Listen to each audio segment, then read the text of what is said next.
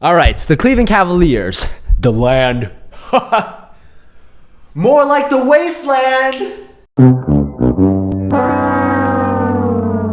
I'm sorry. That was possibly the worst joke I've ever said in my life. All right, Cleveland Cavaliers, let's get into their offseason review. It's actually not that long. So they drafted Collin Sexton with the 8th overall pick. They signed Channing Frye, David Nwaba, and also they re-signed Kevin Love, or rather they extended him to 4 years and $120 million. They traded for Sam Dekker for essentially nothing from the Clippers. And then, some guy named LeBron James left. Overall, I'm just giving the Cleveland Cavaliers an offseason grade of a B-. I feel like this summer, what was in Cleveland's control, they did mostly right. LeBron leaving obviously means I can't really give them that high of a grade, but getting Sam Dekker for nothing is, I think, pretty good. Re-signing Channing Frye is good. David Nwaba, very underrated signee, young guy with a lot of potential who will have plenty of opportunity to shine in Cleveland. The Kevin Love extension isn't a great contract, but it's one of those deals that I kind of understand why the Cavs made it. You know what this reminds me of, actually? This deal kind of reminds me of when LeBron left Miami in 2014, and after he decided to, join the Cavs again, Chris Bosh was right about to sign with the Houston Rockets, but then Chris Bosh then stayed in Miami because Miami suddenly had a lot of money and just threw it all at Chris Bosh. That's what this deal kind of reminds me of. Now, obviously with Miami, it didn't turn out great, but that's also mostly because of Chris Bosh's health issues. The truth is, in terms of productivity, you're going to get somewhere between Minnesota Kevin Love and Cleveland Kevin Love, right? You're not getting Minnesota Kevin Love back. I don't think that player's coming back. And you're not going to get a Kevin Love that's just going to do what he's done last year, because right now he's the number one option on his team. But you're going to get some Kevin Love in between, all right? And I think for that, depending on where he lands on that spectrum, this deal could be pretty bad. It could also be decent. Here's the Cavaliers' projected roster. So yeah, it actually looks almost identical to last year's roster, just with a couple changes. Well, I guess mostly just one guy left, really.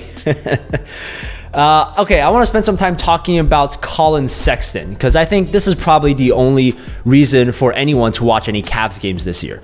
So Collin Sexton, this guy clearly has a lot of upside. He's really quick, and when I mean quick, I'm talking just pure lateral quickness. And this lateral quickness really helps him become a good defender. It helps him navigate pick and rolls. It helps him attack big men off the dribble. In Summer League, I've been generally impressed with his pick and roll skills. I mean, he's very good at hitting the roll man at the right time. He's also learned that little stick your hip out thing that all the NBA veterans do. Joe Johnson, for example, has made a living these last couple years out of just this one little move. Chris Paul has also mastered this technique. Basically, any good pick and roll player in the NBA knows how to use their hip. So all of that with Collin Sexton is great. But, and there was a but coming, okay? I was not just going to compliment this guy for like 15 seconds without also telling you why he's not that good of a prospect, okay? I got to be fair. Okay? I am not sold at all on Collin Sexton's jump shot. He only shot 33.6% from 3 in college, which is already a kind of a red flag for a point guard.